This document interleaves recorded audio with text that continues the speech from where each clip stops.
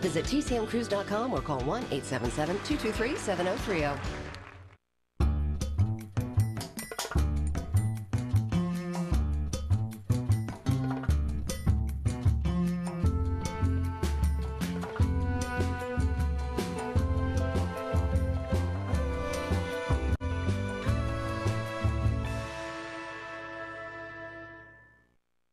Hi there, welcome back to TCM, everybody. I'm Ben Mankiewicz.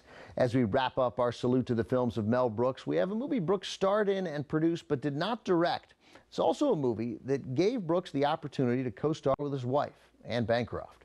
From 20th Century Fox in 1983, it's To Be or Not to Be. It's a remake of the classic 1942 Ernst Lubitsch film of the same name, starring Jack Benny and Carole Lombard. Set in Poland at the beginning of the Second World War, the film stars Brooks and Bancroft as Frederick and Anna Bronsky, a pair of actors happily entertaining crowds with their theater company.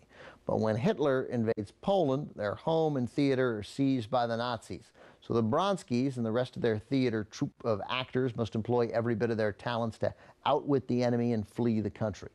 The story also gave Brooks another chance to savage Adolf Hitler, which he did so brilliantly in his 1968 film, The Producers. The title, To Be or Not to Be, comes from Hamlet's famous soliloquy, which also serves as a major plot point in the film.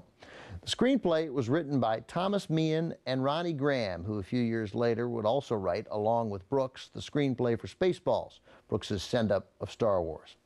Meehan and Brooks would also team up to co-write the Tony Award-winning stage production of The Producers.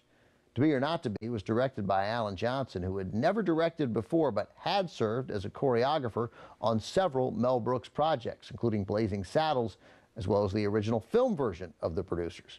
Also in the cast are Tim Matheson, Jose Ferrer, Christopher Lloyd, and Charles Durning, who earned an Oscar nomination for his performance as a Nazi colonel with the charming nickname Concentration Camp Earhart. From 1983, here's To Be or Not to Be.